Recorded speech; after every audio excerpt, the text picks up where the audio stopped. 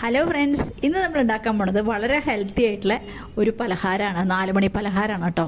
അപ്പോൾ അതിനായിട്ട് ഞാനിവിടെ ഒരു ചൊരക്കയുടെ ഒരു പകുതി ഭാഗം എടുത്ത് വെച്ചിട്ടുണ്ട്. പകുതി ഭാഗം വേണ്ട, അതിൽ കഷ്ണം ഞാൻ മുറിച്ചെടുക്കുകയാണ്. എന്നിട്ട് ഞാൻ അതിൻ്റെ തൊലിയൊക്കെ കളഞ്ഞിട്ട് ഇനി നമ്മൾ അതിനെ ഒന്ന് ഗ്രേറ്റ് ചെയ്തെടുക്കണം. അത് ഏതെങ്കിലും ഗ്രേറ്റർ മതി കേട്ടോ. ചെറുതാണെങ്കിൽ ചെറുത് വീട്ടിലുള്ള അനുസരിച്ച് ചെയ്യാം. അപ്പോൾ ഞാൻ അങ്ങനെ ഉരച്ചെടുത്തു. അപ്പോൾ അതിൻ്റെ മോൾ ഭാഗം മാത്രമേ ഉരച്ചെടുത്തിട്ടുള്ളൂ. ഉള്ളിലത്തെ ഭാഗം നമുക്ക് കറി വയ്ക്കാൻ എടുക്കാം. അപ്പോൾ ഞാൻ ചുരക്ക ഉരച്ച് വെച്ചു. പിന്നെ ഒരു പാൻ അടുപ്പത്ത് വെച്ച് അതിൽ 2 ടേബിൾ സ്പൂൺ റീഫൈൻഡ് ഓയിൽ ഒഴിച്ചു കൊടുത്തു. അതിലേക്ക് ഒരു സ്പൂൺ ജീരകമാണ് ഇട്ട് കൊടുത്തത്. പിന്നെ ഒരു കഷ്ണം ഇഞ്ചി അരിഞ്ഞതും 2-3 പച്ചമുളക് അരിഞ്ഞതും പിന്നെ കുറച്ച് കറിവേപ്പിലയും കൂടി ചേർത്ത് നന്നായിട്ട് വഴറ്റി ഇനി നമുക്ക് അതിലേക്ക് നമ്മൾ ഗ്രേറ്റ് ചെയ്ത് നമ്മൾ ഉരച്ച് വെച്ച് ചുരക്ക ഇട്ട് കൊടുക്കാം. എന്നിട്ട് ചുരക്ക ഒന്ന് മൂക്കുന്നവരെ, ഒന്ന് വാടി കിട്ടുന്നവരെ നന്നായി ഒന്ന് ഇളക്കി കൊടുക്കുക. അതിലേക്ക് ഞാൻ 1/2 ടീസ്പൂൺ ചില്ലി ഫ്ലേക്സ്, അല്ലെങ്കിൽ നിങ്ങളുടെ അടുത്ത് വറ്റൽമുളകുണ്ടെങ്കിൽ 2 മുറിച്ചിട്ടാലും മതി. പിന്നെ 1 സ്പൂൺ ഉപ്പും ചേർത്ത് കൊടുത്തിട്ട് നന്നായിട്ട് വഴറ്റി കൊടുക്കുക കേട്ടോ. ഒരു 5 മിനിറ്റ് വഴറ്റുക. അതിന് ശേഷം നമുക്കതിലേക്ക് ഒരു 1/4 ടീസ്പൂൺ മഞ്ഞൾപ്പൊടിയും കൂടി ചേർത്ത് കൊടുക്കുക. ഒരു നിറത്തിന് വേണ്ടി ചേർത്താണ്.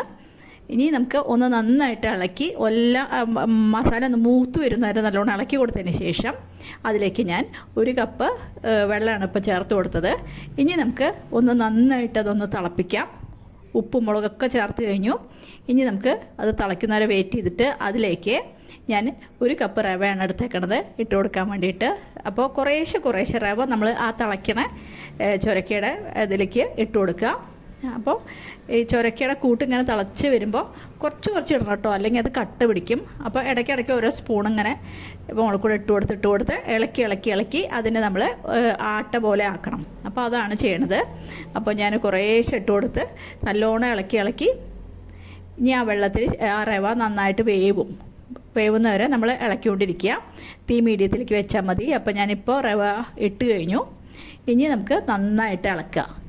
റവ നന്നായി വെന്ത് കഴിഞ്ഞാൽ അതാ ഇങ്ങനെ പാനിൽ നിന്ന് വിട്ടു പോരാൻ തുടങ്ങും. അതാണ് അതിൻ്റെ പാകം കേട്ടോ. ഇപ്പോൾ നല്ല കട്ടയായി പാനിൽ നിന്നൊക്കെ വിട്ടു വരാൻ തുടങ്ങി. ഇനി നമുക്ക് കുറച്ച് നേരം ഇത് തണുക്കാൻ വയ്ക്കാം. ഞാൻ സ്റ്റവ് ഓഫ് ചെയ്തു. ഇനി തണുക്കാൻ വേണ്ടിയിട്ട് ഞാനത് പ്ലേറ്റിലേക്ക് മാറ്റാതെ വിചാരിക്കുകയാണ്. അപ്പോൾ ഒരു പ്ലേറ്റിൽ ഞാൻ കുറച്ച് എണ്ണ ഒഴിച്ചിട്ട് ഒന്ന് തടവി വെച്ചു. എന്നിട്ട് നമ്മൾ ഉണ്ടാക്കി വെച്ച് റവയുടെ കൂട്ട് ഇതിലേക്ക് മാറ്റുക കേട്ടോ. അപ്പോൾ നല്ല കട്ടയായിട്ടുണ്ട്. ഇനിയൊന്ന് നല്ലോണം തണുക്കണം. എന്നാലും നമുക്ക് ഇഷ്ടമുള്ള ഷേപ്പിൽ നമ്മുടെ പലഹാരം ഉണ്ടാക്കിയെടുക്കാം. അപ്പോൾ നല്ലോണം തണുത്ത് കഴിഞ്ഞാൽ ഈ മാവ് ഒന്ന് നമുക്ക് കുഴച്ചെടുക്കാൻ വേണ്ടിയിട്ട് ഞാൻ 1 സ്പൂൺ എണ്ണ കയ്യിലൊഴിച്ച് കയ്യിലൊന്ന് തേച്ചതിന് ശേഷം നന്നായിട്ടൊന്ന് കുഴച്ചെടുക്കാം. നമ്മൾ ആട്ട കുഴക്കില്ലേ, അതേപോലെ നന്നായിട്ടൊന്ന് കുഴച്ചെടുക്കുക. ഈ സമയത്ത് ഉപ്പിൻ്റെ ടേസ്റ്റൊക്കെ ഒന്ന് നോക്കിക്കോളൂ കേട്ടോ. അപ്പോൾ നന്നായിട്ട് കുഴച്ചെടുത്തു. അതിന് ശേഷം നമുക്ക് ഇഷ്ടമുള്ള ഷേപ്പ് കൊടുക്കാം കേട്ടോ.